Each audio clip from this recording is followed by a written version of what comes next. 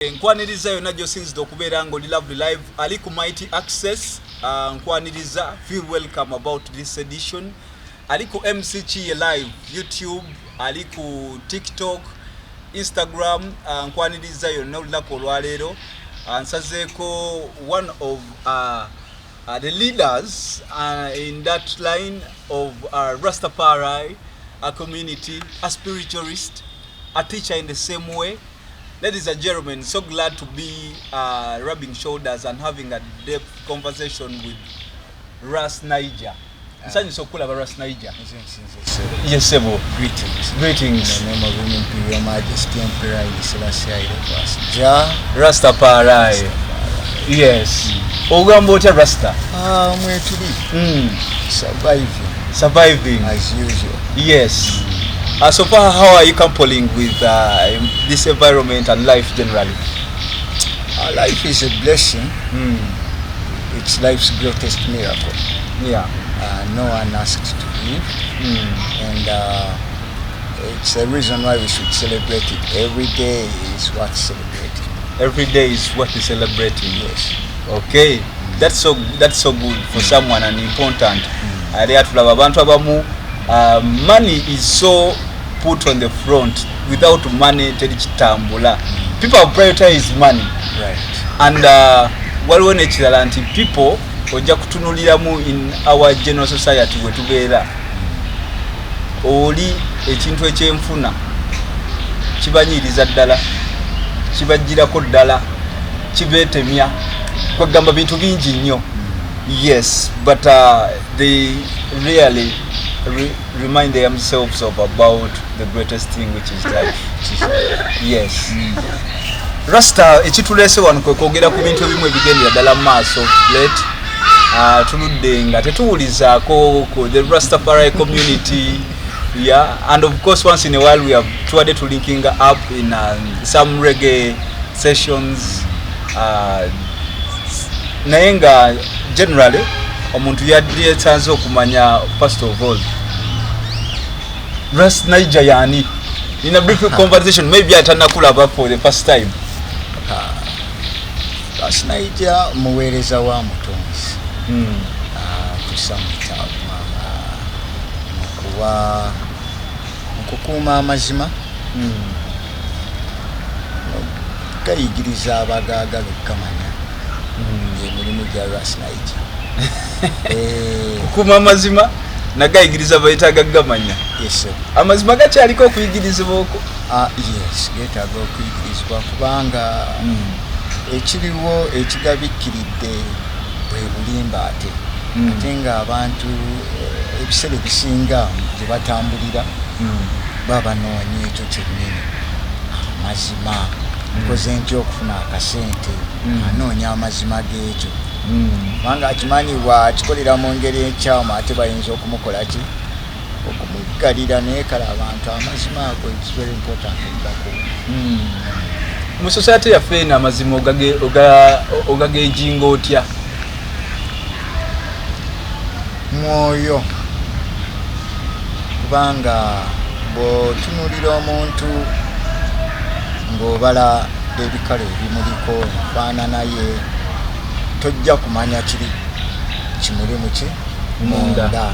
Kati tulina kujjukira nti ffenna tuli mwoyo ate buli wamu waliwo omwoyo newatalabika obulamu bwonna ojja kusanga nti omwoyo weeguli naye amazima ago tegasobola kwekerwa mu mwoyo. Ago omwoyo guteeka ekitangaala ku kikwekeddwa. Naye mokizikiza. So amazima kintu kikulu tulina okugassa mu kino.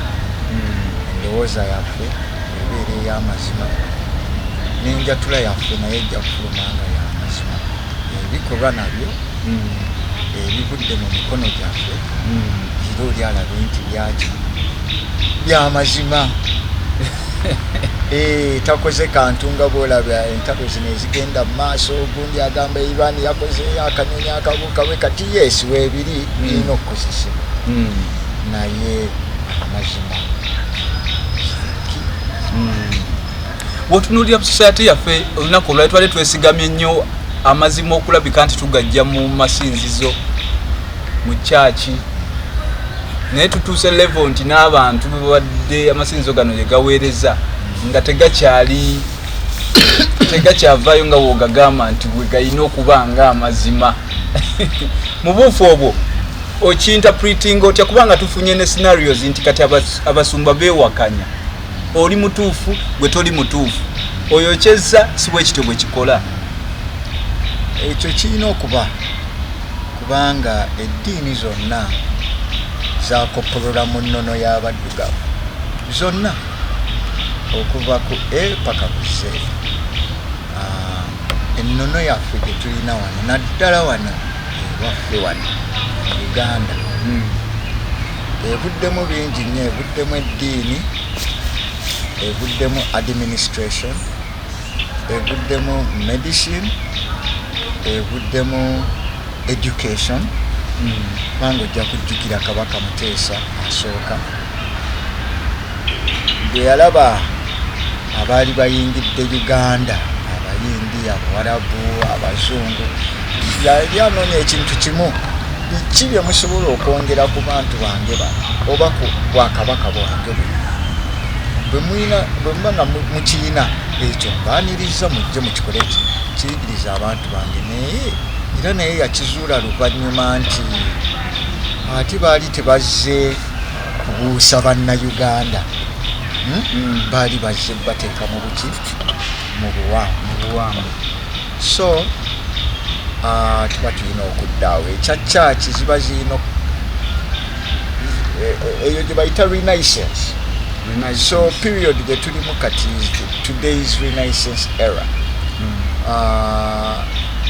whereby congregations zibudde mu different denominations zitandise questioning ebyawandiikibwa kubanga jjukira tosobola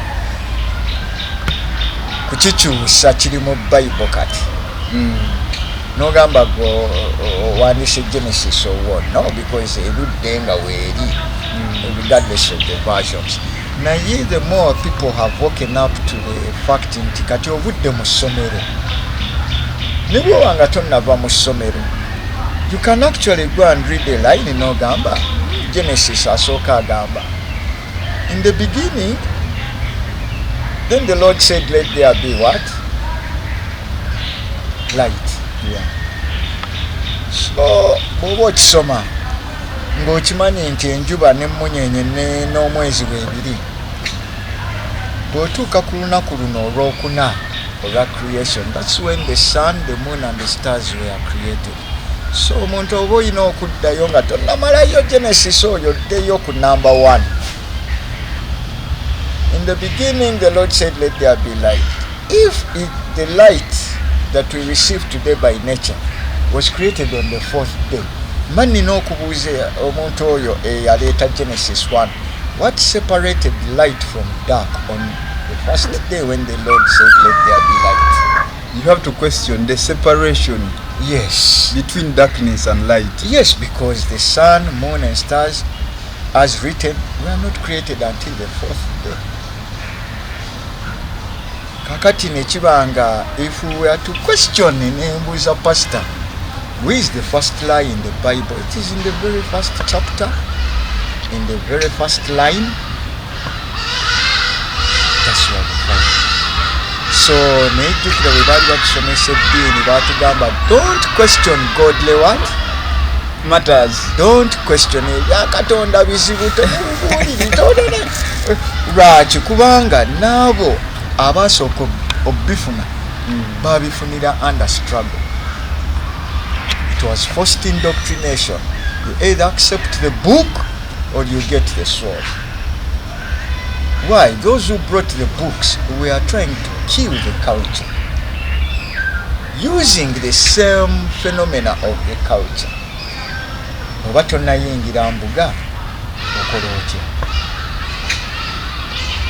Bakugamba oze ebana mukulikeko, batandikira ku mutwe ne badda ku bibegabega ne badda eno bakukansira ki ekkubo okujjako whatever biwandiisa nze eyo gyoyitidde yoyise mumasaŋŋanzira kubanga eno watukuvu supposed to be.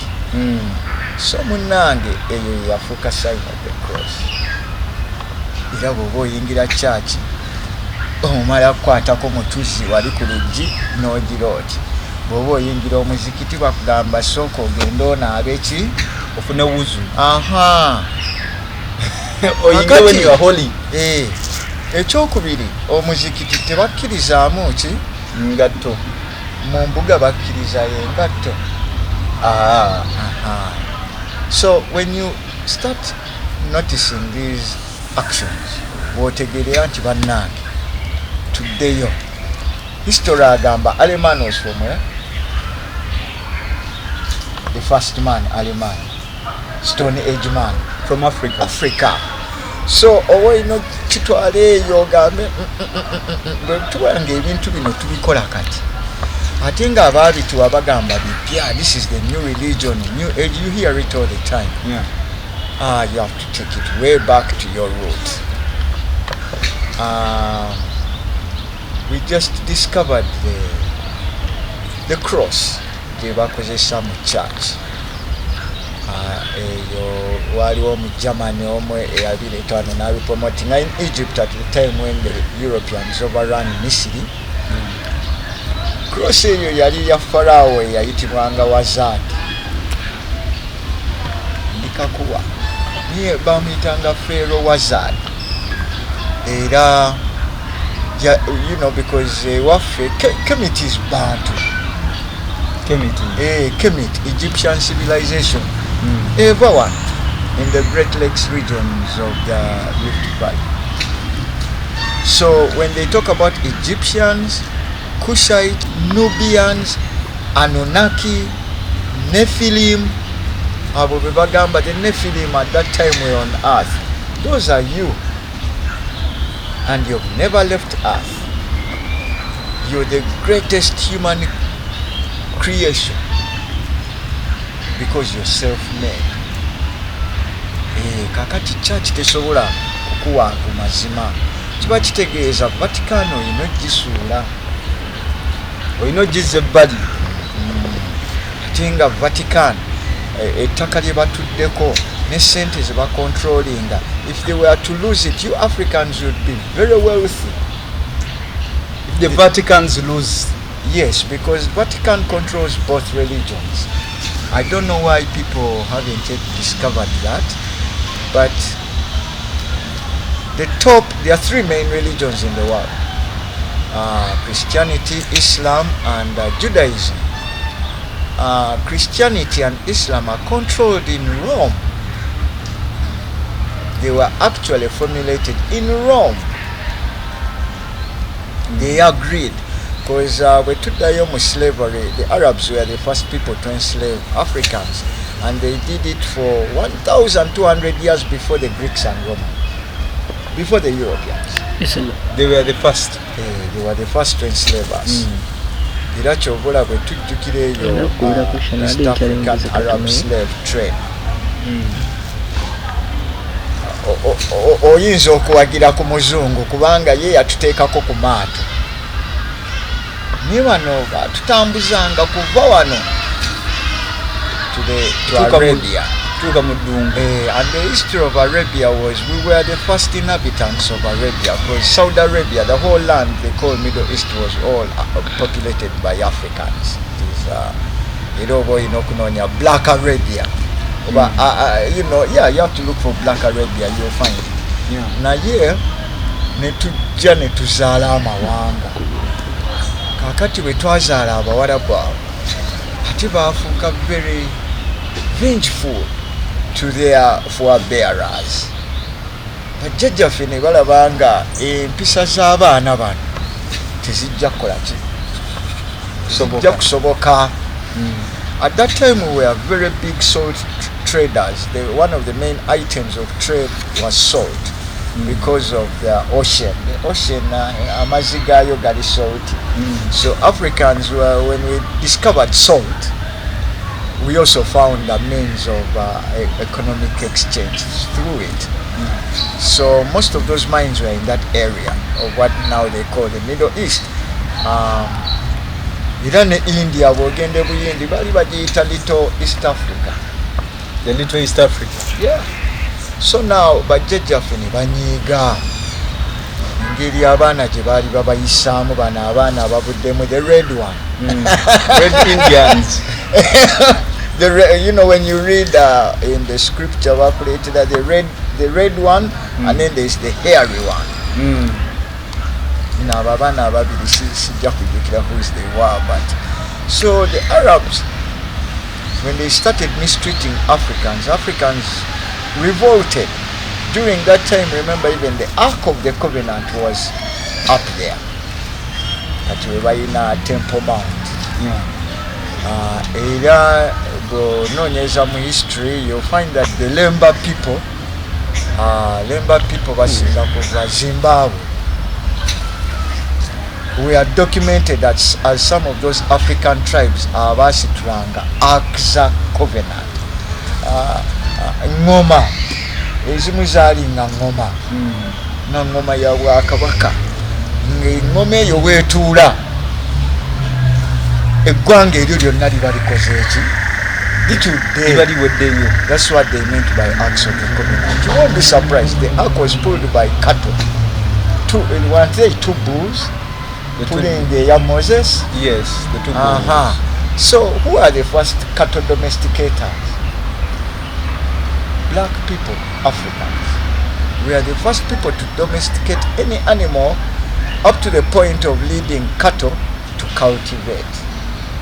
So we're talking about the Ark of the Covenant being carried on a cart by cattle. Those people that had it were Africans. This is why up to now they will still tell you the Ark may still be in Ethiopia, in Akza. Kubanga n'ekirala mu Buganda engoma ebeera n'olubiri si bwe kiba. Omuntu bw'abanga abeera n'olubiri kabaka ng'alina olubiri olulwe n'engoma ng'erina olubiri olwayo kitegeeza ki? Kubanga edda bakabaka some of our charms aziteekangamu ki engoma. Engoma okimanyi nti is the symbol of creation. It represents the womb. The drum represents the womb. Babagamba buli muntu yandibadde n'engoma ewaka okumujjukiza gye yava. Omuganda kwe kugamba maama wo ye katonda wo ku nsi. Maama bw'abanga ye katonda ku nsi, kitaffe ali ludda wa? Esaala okimanyi ali mu ggulu, kitaffe ali mu ggulu, linnya lye litukuzibwe. Maama ali wansi, kitaffe waggulu, kakati we beegatta era kwe kuvaayo ne bazaala. So I see the history and the science. So now, but it has been documented up to now. We have those images in the pyramids.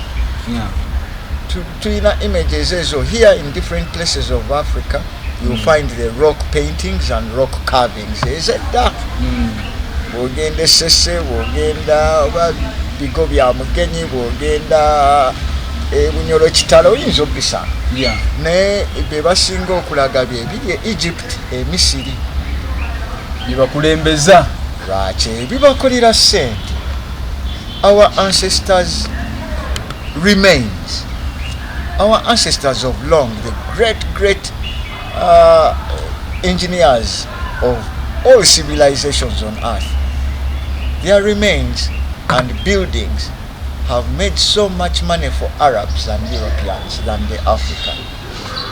The remains of our ancestors. The remains, their bones, their mummified corpses, their chalices, their gold stuff, their gold rings, gold tooth.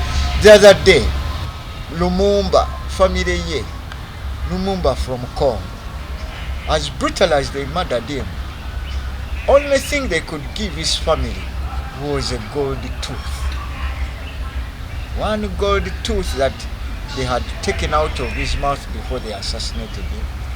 They gave the family to bury. They gave them one. This is the only thing we have remaining of Lumumba. a small gold tooth. So here in Uganda, we ourselves have to wake up, because which is very well known in Kabaka Mukasa is Osiris. Kabaka Mukasa is Ausa. Kabaka Mukasa is Asa. If you go in the Old Testament, in the two books of Kings, First Kings and Second Book of Kings, you find the king of Judah and Jerusalem, Asa, who was very well respected by the Lord. It's not by coincidence that today's Christianity tells people do not read the Old Testament. Why?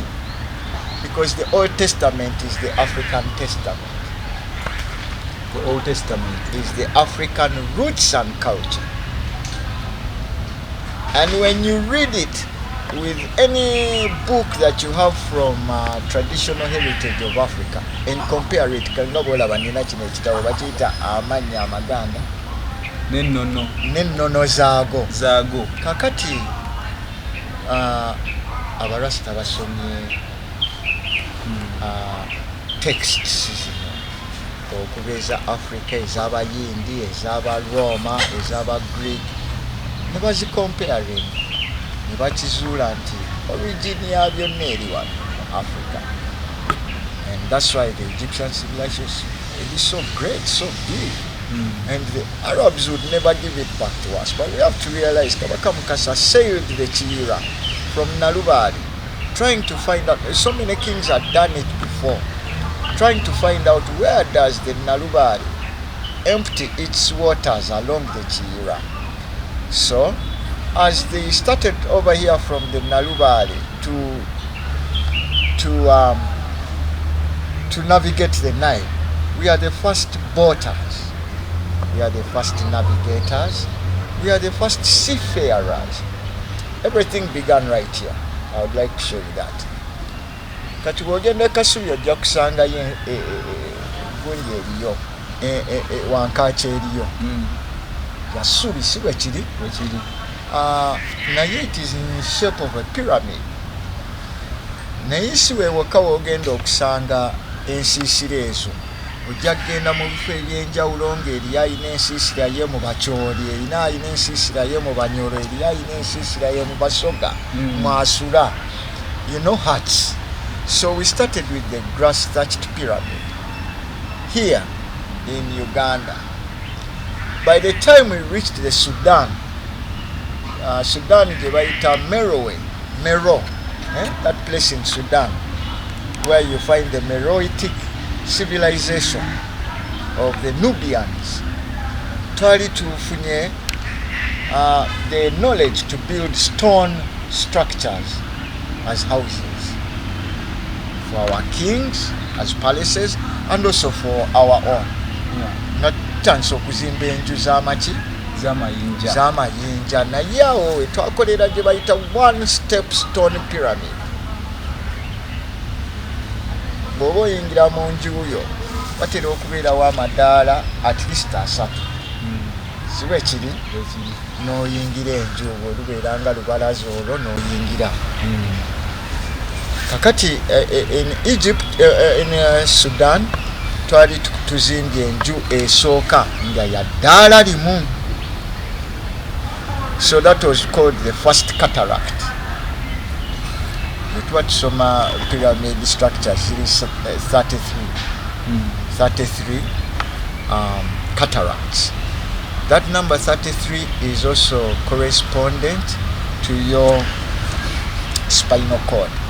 There are 33 spines, your spinal cord. That number corresponds to the constellation. Between the moon and sun, there is 33 elements of constellations. Kati, in pyramids, or as far as the Bantu civilization of Egypt goes, Kemet, there are 33 what? Dynasties. Now when it comes to Freemasonry, they use the same thing. The 33rd degree is the highest. That is the last one. Anyone trying to get into Freemasonry, they will tell you you have to go through that level to get 33 degrees. But that 33 also goes to Jacob's ladder. Jacob's ladder leading people from earth to heaven. It is 33 steps. What does this mean? Whatever you Africans started in origin is what the world runs on today, including AI. The foundation of this world is Africa. Is Africa. The Bamasaba of Busoga, Bugisu. Bugisu, Busoga, Bukedea, Yeah. founded Japan. The Japanese civilization is founded by the Masaba people of eastern Uganda and western Kenya. Right. When we go up into Europe, in Europe, the first Greeks were black people. In the earliest Greek art ojja kusangayo ebifaananyi by'abaddugavu. There was this great man called Ethiops. There was Menmoan. These people, there was Apollo. There was Athena, the queen of wisdom and wealth. Athena. She's from Ethiopia. She was an Ethiopian princess. But remember, Ethiopia at that time was the whole Africa. Wasn't just the nation we have next to Eritrea. The whole of Africa was known as Ethiopia. Africa has had so many names.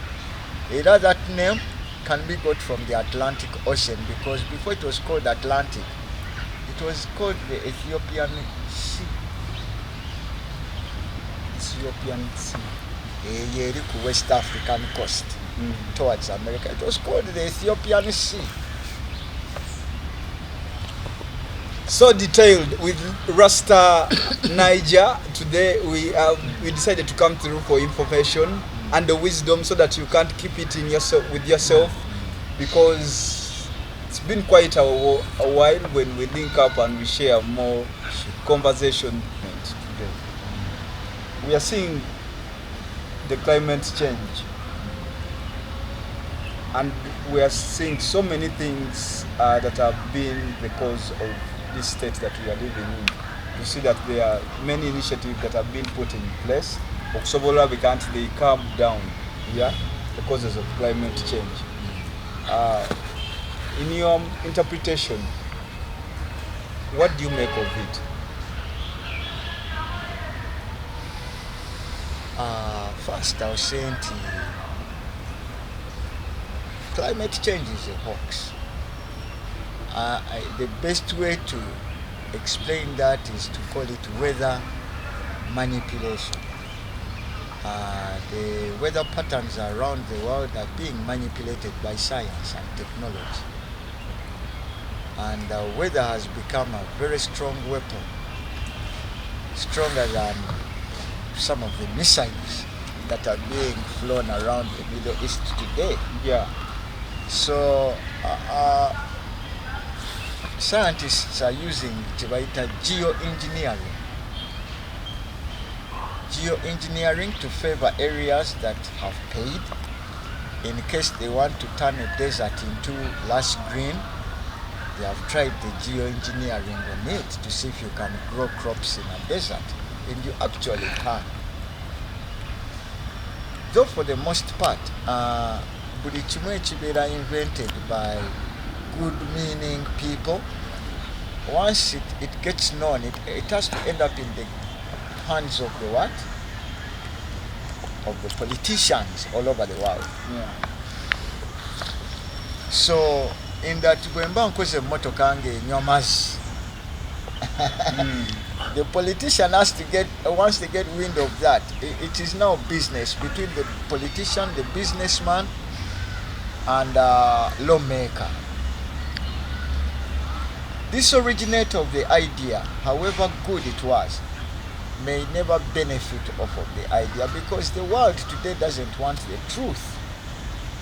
The world runs on lies. Film ya Schwarzenegger tewagira aba true lies. Naye era abantu bagira. Era bakyala bafire. Yeah. So true lies, people prefer true lies. Kakati kekali awaka weather. The weather has been manipulated. There's what they have called cloud seeding. Cloud seeding is used for some of those organizations in case they want to make it rain. If they just want to make it so hot, unbearably hot, that cloud seeding does the same thing.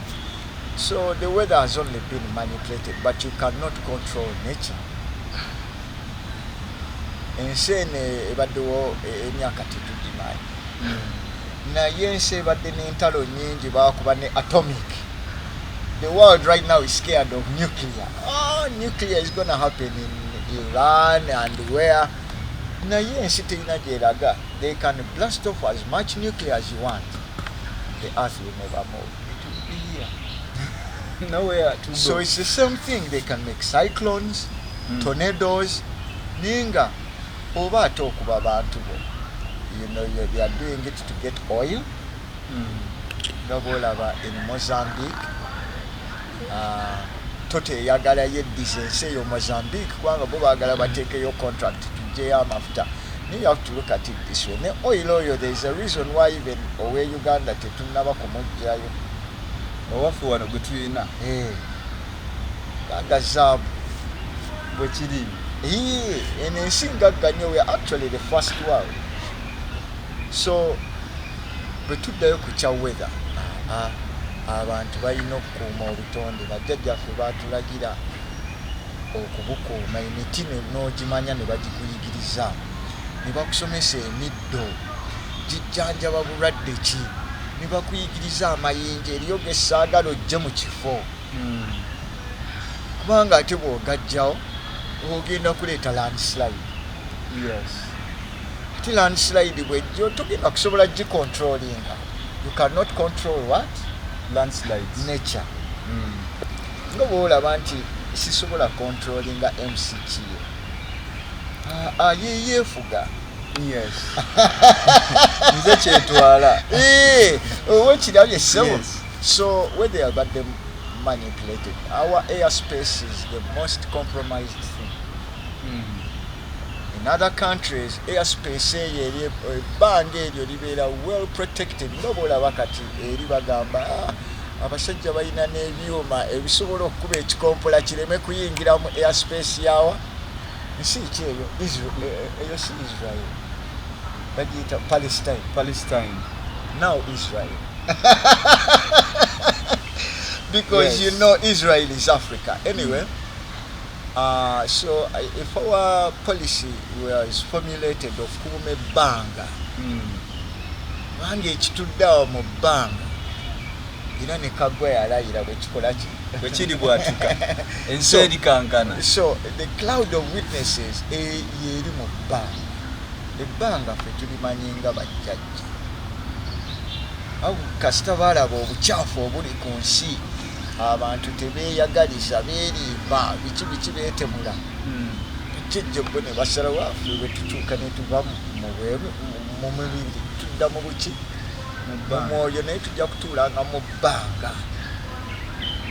Kati n'ebbanga lyennyini balitaddemu a lot of pollution. So the ancestors are like, we need to come and do an earth recycle. An earth clean up. So the chaos is necessary. The chaos is necessary. Yes. Bwe nkuzaayo mu by'Emisiri, chaos asinga kuyitira mu kitonde kikyala. Lwaki mwasinga oyitira? Anti kakati life is all about balance. Kakati mu abaami mwagala nnyo order. Era mwe mwawandiika amateeka ekigambo ekyo kisanga n'Emisiri bagayita what? 42 laws of what?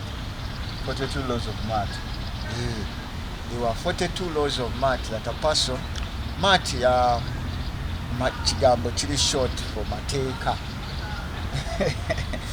Math is a short for amateeka. Bo bali ababiwandiika bandika math, M-A-A-T. It is Luganda.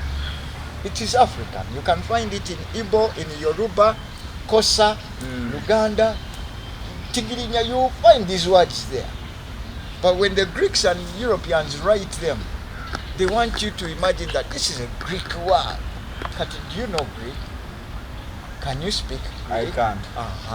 Kati abamaze okuwamba oba tojja kisomako kizuula nti kigambo kya lulimi lwako. Samateeka. 42 laws of math is where they get the 10 laws. The 10 commandments. 10 commandments are taken from the 42 laws of math. Those 42 laws bakugambanga weeyisa bw'otyo zaali mpisa, just mpisa. Baali bakulagira nti bw'onoosobola okuggusa enneeyisa eno mu mitendera gino 82 buli lunaku ojja kuba muntu mulala. Era ensi twagituuma what name? Bulamu. Right now bagiyita Misiri, naye ffe we twagituukiramu Misiri eyo ne tusanga ekibangirizi ky'ettaka nga kigazi nnyo nga bw'olaba eggulu. Wali ogenzeeko eggulu natuukayo. Kati bw'atyo Misiri bwe yakula. Era oli bwe yalaba n'akomyawo, there were vassals. Bakabaka baffe baatumanga abantu bannange mwasobodde okutuuka ng'alina okuzza obubaka. N'agira agamba tutuuse ne tusaaze ekibangirizi kigazi nnyo nti bw'osiga yonna gy'otunula eriiso gye likoma oba ojja kulaba misiriba gyaki gya mmere. Kumutuuma emisiriba. So nvuddeyo ku weather yaffe tulina okukuuma the airspace. It is with our lawmakers and scientists n'abantu be tulina mu technology wano e Uganda balina okulaba ng'obwengula babukuuma ne butayingiramu bintu bitalina kukoleramu operation. Kubanga as I can tell you right now, it is still being violated every day. The clouds, you see, that's not a cloud. Your radio, it's not a cloud. It's not a small plane. It's maybe a 747 and a 777. Bwaguga ziri ezimalayo. The cylinders is all kinds of chemicals. That law was signed by Obama. I'd like to let you know. Approving a cloud seeding program getting on all over the world. In America, the Americans complain. What are these lines streaming all over the sky? I would like to get the word, but they were trying to complain. You cannot complain in America because you're not the law. So which is why our African people should change that. Our policymakers, this one I'll send it directly to the politicians. Because they are the ones signing off on every last detail that runs the country. They have to protect Uganda's airspace because we have a very magnificent airspace. We were able to make Mpoma satellite and send communications to America and beyond from Mukono. Was it? In them areas. But it's because of our airspace. We were able to construct Entebbe Airport by the lake because of our airspace. Sure. We have 4 mountains, major mountains. There are many more mountains in Uganda, but we have 4 major ones seated at the borders. It's for a particular reason. That airspace is very powerful. The electromagnetic energy it carries ensi endala zino ezina technology asobola okumweyambisa bwe zituukawo we are not living in Uganda. On that point, Ras, Niger, when you talk about Africa, the way you have described Africa, we look to be the backbone of the world. Yes, we are. And when you assess each and everything that is taking place today, we are the biggest people who have the raw materials for the entire world. We are the wealthiest. Yes, the wealthiest. The wisest. Organic. And the most hardworking. Yes. Why is it failing us and being titled most in African countries that we are in third world? The way you put your hierarchies there in your top offices there. That's colonialism. There is no better way to address that. It's colonialism. Look, at the present day, Uganda is just a company to the British. Uganda is just a company to the British. Yes, Uganda, countries like Kenya. We are just, if you remember the Imperial British East African Company. That is where we came from to become Uganda, a nation. But we are just a company to the British initially. Even the Germans had their company, Tanganyika. The Italians tried to make Ethiopia their company, but they failed. Because those people stood up to protect their sovereignty. Yeah. That's why Ethiopia has never been what? Colonized. And it's only being, well, right now they are still looking for things, but that's neo-colonization. But it is colonization. Why Africa is called third world? Because Africa is the first world. If you say a man came from Africa, then Africa is the first world. If you say Africa is the breadbasket of the world, then Africa is the richest continent.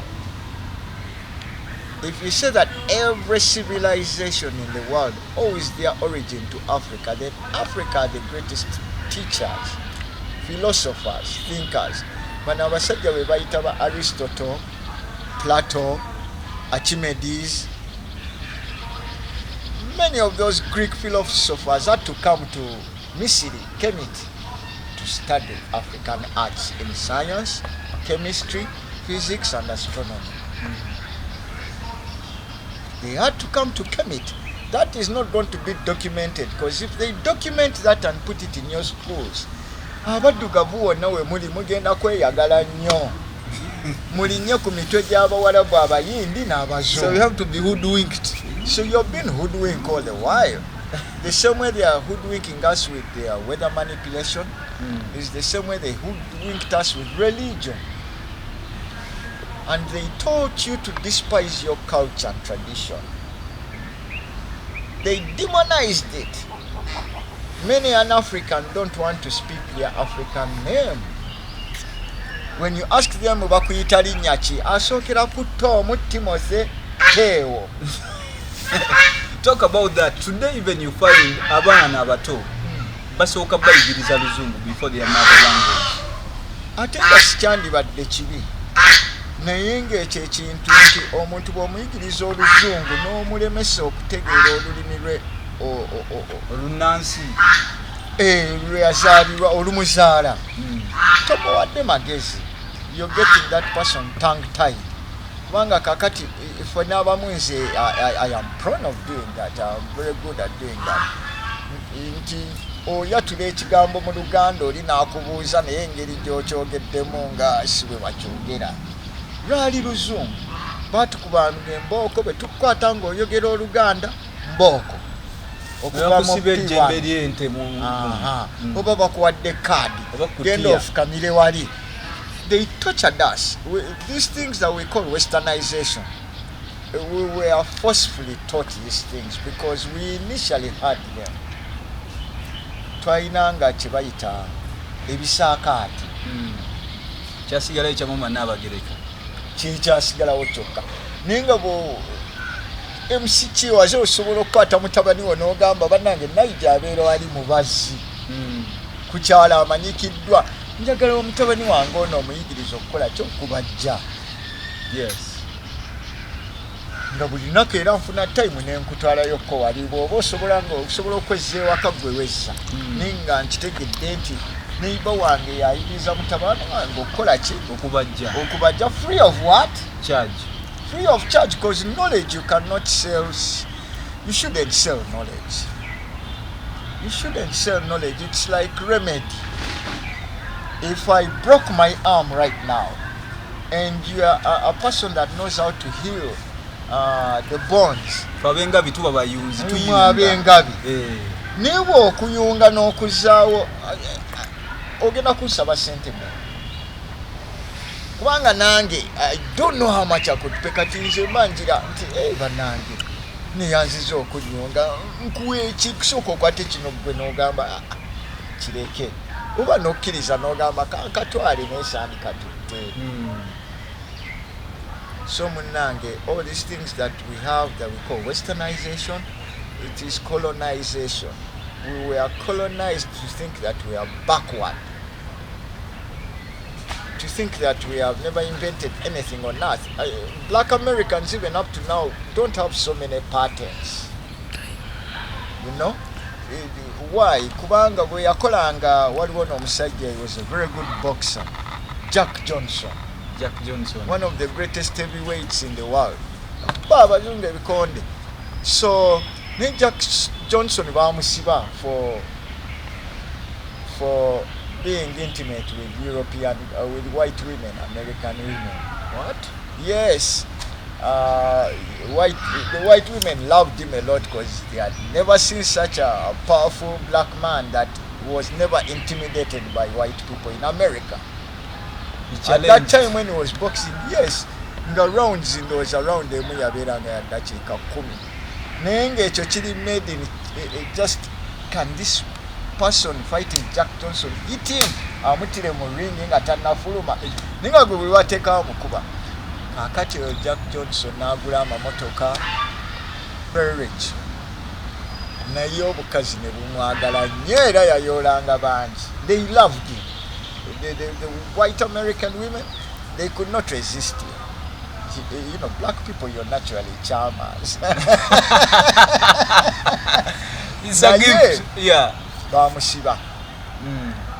Bamusiba yakola kati gye muyita span. Yakola span gy'oyina eyo n'ogira Omumerika kati agiyita monkey wrench. Yes, because when he made the spanner in prison, yafuluma nakyo. Kati bwe yafuluma yayagala ogamba abantu bannange, I'm not just a boxer, I'm also an inventor. Nakozeyo ekintu kino, it can unlock anything. Omuzungu yagiraba yaga, that monkey made a wrench. Now the Americans call it a monkey wrench. If you go in America plumbing, n'osaba nti spanner, tebajja gitegeera naye gwe gamba I need a monkey wrench. Bajja gikulagira weeyiri wali. Bajibulamu from Jack Johnson. It was made by Jack Johnson. He didn't get a patent for it. I'd like to tell you so many things like radar, you know, home protection systems. There's nothing that was not invented by a black person. But black people never got patents because their art was captured by the colonizers, our slave masters. Bw'ayiyanga ekintu kirungi wakoze gene eyo ng'efuuka true religion. Wakoze sneak engatto. You are the first people to make shoes. Ngatto tuzijja wakati. Tuzijja bweru. Adidas, Nike and what. But the rubber is from African trees here. Rubber trees. Yes. And we are the first people to actually make engatto kubanga we nadde kunyumiza that civilization of the Masaba Negroes. The very first samurai was called Yasuke. Ne Yasuke Yomusoke. Yasuke Yomusoke. So he's known as the first samurai. But when you look at his regard, yanga ayambadde, irolabanga twakolanga footwear, knee pads, arm guards, buli kimu, even bulletproof. Invented by an African. But you're not going to get the patent. Why? You're still under colonization omuzungu aba alina okukyeddisa omuzungu ateekeko erinnya lye asobole okuprofitinga ng'omuddugavu bw'oprofitinga from your work you're going to be wealthy, and if you're rich you're going to get power, and if you have the power you're going to run the world. That is the most fear. Okay, Tuline Ras Niger, and of course we are having some teachings here. Today, when we talk about politics, politics has done so much harm than anything else. As far as I'm concerned, we have just ended the election season. We are more divided. You're correct. We are more divided. You're correct. And today, we said every single in a Rasta. Yeah? A Rasta yo muntu achasinze okulabika nti maybe acha living on the basics of the world oba okitegeera nti bw'otunuulira olunaku olwaleero abatakimanyi eri abala like bamusalambi bamwambala kooti interpretation yaabwe endala most especially abantu abatatera kurelatingako with the Rastafarian community. What do you make of the whole thing that is called democracy? Nadala wanewaka. Democracy is two words. It's a demo and race. A demo race. Demo race. The C is for corruption. If you can create a demo and make a race out of it, covered with corruption, that is what democracy is. It is a mockery of a race. There's no such thing as democracy in the world. Kubanga ne mu America gye bagamba mbu yensi eri most democratic ojja kutuukayo nga nabo babba obululu. The other day Trump yali akayana ani amubbye simanyi onabyani. So bwe tujja in Africa, these systems that ze batuwadde tugoberere for politics twazirina ffe wano edda. We had a hierarchy of society. Nti wabeerawo elders, but elders omwo mwe muva ba teachers, but teachers abo bwe muyinza okuba possible leaders. Out of those possible leaders we bagenda okulonda the workers, those who are doing official duty. Yeah. So we had that administrative order before as in our kingdoms. Our kingdoms were just. Our kingships and queendoms and chiefdoms were just. But when the invaders came into Africa and saw how organized we were, Winston Churchill. Yeah. Winston Churchill, ne Roosevelt were America. Yeah. Both men, when they came to Uganda, they said they have never seen such an organized society with no beggars, no poor people, no illiterates. Because we were not illiterate. Ekigamba illiterate just simply means you cannot speak English.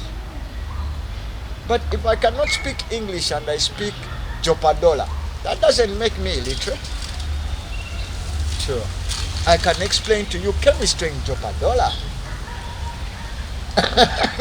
That may be a language barrier for you, maybe. Right, it's just a language gap. And for us being Africa is diversified between so many tribes and so many languages and people with so many looks, appearances. That is the beauty of Africa, our diversity, in that we can still understand each other in harmony. Omuntu abudde ettoola ajja kujja wano ayogera olutoolo yinza obutamutegeera naye nja kufunamu ebigambo ebimu ebiringa eby'omuluki mu Luganda era wenja omubuulizi oyogera ku kino oba otegeeza kiri ate awo kisobola okukwatagana. So naye mu ekyo tuba tweyigiriza twebuusa kubanga abanjigiriza olutoolo ate nange muyigirizaako ku luki Luganda. Kaakati bano bwe baleeta mono, what they call mono channel. mono nga bwolaba nti we have so many gods and goddesses in Africa. So many gods and goddesses. Why? Because we saw each other as gods and goddesses. Bwogamba nti abaana ba Kintu, abaana ba Nambi tebasobola kuba nga they are not princes and princesses. Bonna baba balangira nabambejja, temubeeramu mukopi. So ne bagamba abantu bano kijja kuba kizibu okubawa Katonda nga bwe tumuleeta. Monotheism. There is only one. Ne bagamba oba olina okubajjako bino byonna bye balina kiwanuka mugobe endawula mugjeewo Mukasa tebamumanyi bonna bajjeewo. Abantu obagambe nti nedda Omutonzi ali omu ate ali mu bbanga. That's why I asked you in the beginning, maama baba Katonda ku nsi nga kitaffe ali mu ggulu. Bw'ofuna that symbolism otegeerera what they meant. It is man, woman and child together. Male and female is creation. Male and female is creation. So politics, there is no democracy. But what we need to do is to restore. How can we restore our cultural heritage? We have to give each kingdom freedom to reign justly. We have to return our tribal heritage such that people can get acquainted with their roots. And when they get acquainted with their roots, they should have access. You know, Katinga Obuganda, Abaganda balina embiri nyingi nnyo buli ggwanga lirina embiri nyingi. You just look at it this way. A country like Uganda has maybe how many major kingdoms? About almost. Yeah, it's 60. There are so many. 60. So each of those kingdoms has several palaces. They had different kings and queens or chiefs. So if you were to preserve all those palaces, you would have a lot to display for tourism. Not just tourism. The people would have access to different places. Kwa kakatosola gamba nti Omuganda ali e Masaka alina okuvuganga buli lunaku oba lwayagadde ogenda okutuukako mu mbuga wali e Kasubi. Alina kumala kujja Kampala? No, kubanga ne Masaka wateekwa okubanga waliyo olubiri lwa Kabaka Omuganda bwe kiri.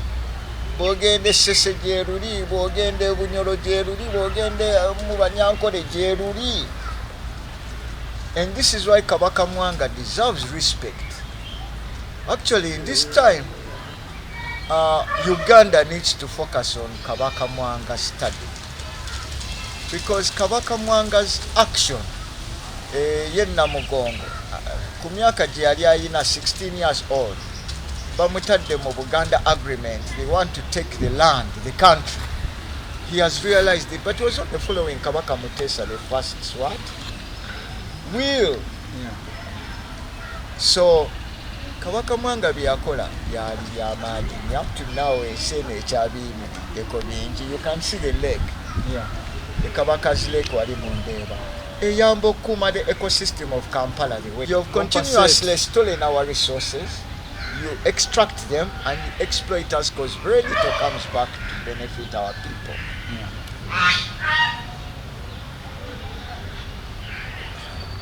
You have our remains. Omani, there is this museum. It's in Cambridge, in England. That museum, the basement, has the largest collection of royal regalia taken from two countries in Africa, Uganda and Nigeria. Why? Because they thought if they had the powers of those two cultures, the Yoruba, the Ashanti, Naya Bingi, and all the other tribes here, then they would be able to have that spiritual strength to dominate Africa. But you cannot control what you did not make.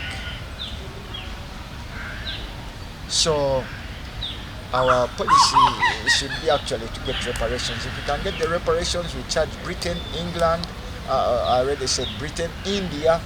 Yeah. You have to charge Germany, then we charge France, because those were now the missionaries and all these people bringing in religion. You need to charge them.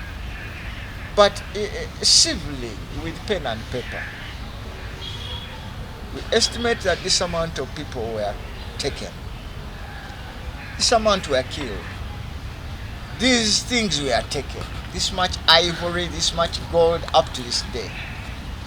Its value today, in today's money, would equate this sum. It is illogical that you're going to pay it in 1 day or 1 year. How much can you pay per month? Installments. And as you're paying, we are still working together. You can keep your Coca-Cola company here. But how about what they have invested in us? If at all they are demanding. They have never invested in us. Or they have borrowed. They have borrowed to us. Everything has been taken. The foreigners did not beg anything from the African. They either pillaged, looted, or just stole outright. When you go now to England asking for some of those like the Benin bronze pieces, or every day in the news or until when they are returning some of those artifacts, they are on loan. Recently Uganda about coming away a few things, they are on loan. They are on loan. We have to take them back. Why should that be the case?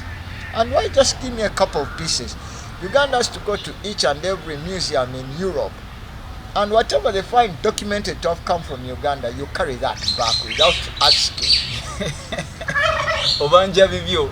Yes, eri byaffe bannange ekyo obwebale kwogera abantu bali boogera ebyaffe n'ebyaffe tebikoma wano biri paka Europe and beyond. Yes. Kubanga ye Misiri ffe twagizimba ensi. So if we don't even know that that is ours, and every day if you see how much money those people make from tourists going to see the pyramids, then you just have to call us blind. Kakakati, you cannot bring a tourist to pay you very good money for a structure that is newly constructed, like the tomb in Kasu. Yeah. That is of yesterday. Naye senga yali ekyali mu its original state, everyone would have loved to go there. These places are still there. You can go to Nag Gallery. Yeah. Ojja kusanga yes. Naye ng'era twandibadde twabi preserving. That would have given us so much. So when we ask for reparations, we need to go as far as Egypt and tell the Arab to relinquish our property. Then we go as far as Europe, tell all those people in Louvre's museum in France, Vatican, tukayo ebintu ebyo bikomewo, because that's when we shall get value addition for our original creations rather than politics. The politics should take a walk. Every African country should give politics a walk. You're not going to kick out the politicians, but by giving politics a walk, just say omanyi kakati twagala to applying the common sense, natural sense. Yes. Not even artificial intelligence, but natural sense. Titwali twefuga before. Nga nensi you cannot control it.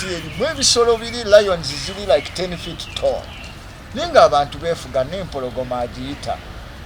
Why now are you trying to put everything digital when you don't yet understand analog? Analog temunagiyiga mugenze ku AI. Kakati omuzungu asafaringa with everything going on lwakuba yali aganye okutegeera nature. Nze okutuula mu muddo, no, I need to have this. Omuddo teyagutegeera. Kakati atuuse at this time with COVID bisoba bibaleetedde bagamba bannange, what herb can I use? Kyali genda olonde ku board, Genda weyoteze.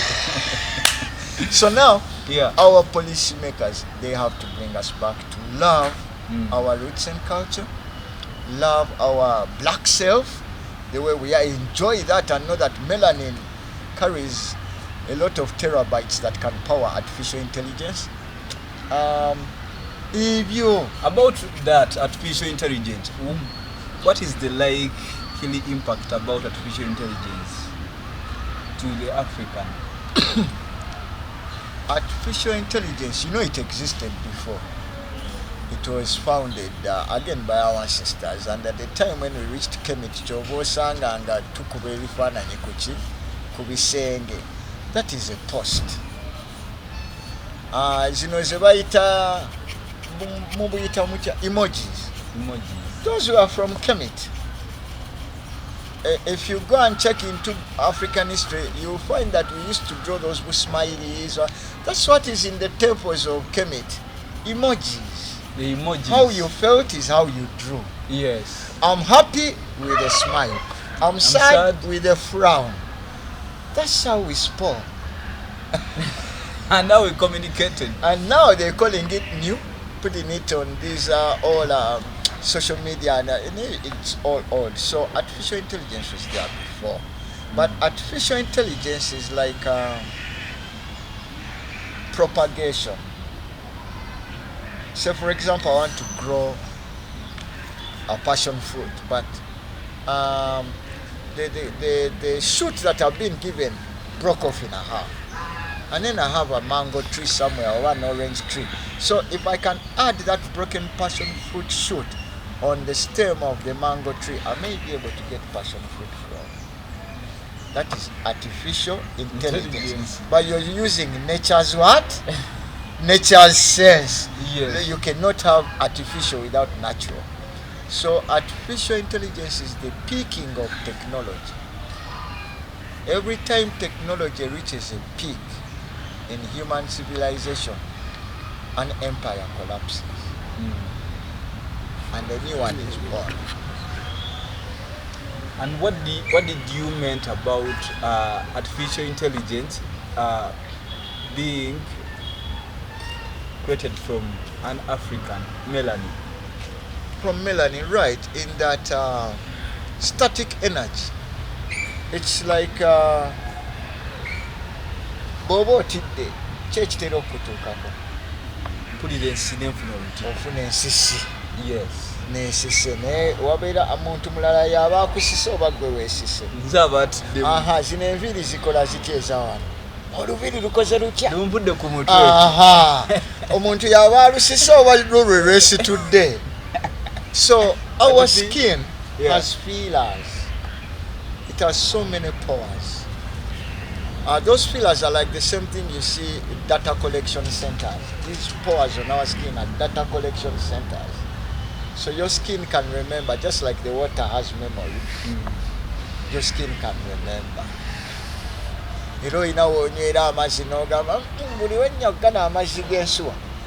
I feel much better. So it is your skin communicating with nature to give you an open portal in whatever you need to communicate. So artificial intelligence is just opening portals. Okay, Tulina Ras Niger, and lastly, Uganda's music industry was given copyright by the parliament. In the reading of the copyright matters, what is your take about this stage we have reached on? Because some green lights have flashed. You see, the word is copyright. Copyright. It has how many words? Copy, those are That's one. Four letters. Copy, four. It has two words. Two words. Copy and right. That's where you need to go. So, if it is a right to a copy, who has the master? This one is a copy. Yes. Right. But where is the master right? Our snag. The master Because right is usually, the creator, maybe. The owner of the what? Of the art. Of the art. So ever since that law was made in 1909, it has only been called copyright law. It gives the right to another to copy somebody else's what? Art and benefit off of it. That's what for me I get. But they should have had a master law. A master law. Master right law. Like you have copyright, you should have master right. That if I, as the master of Eli Wamala, creations of Eli Wamala, Yeah. for example, Nayimba, Twaliako Bitwala, all these songs, I, as the originator of that material, what is my master right? Before we get to the copyright, because the copyright gives permission to other entities commercially. They pay the what? The artist. But the artist should have a master right. Yes. In today's terms, they call that intellectual property right. Yeah. So you need to have that protection on your original artwork.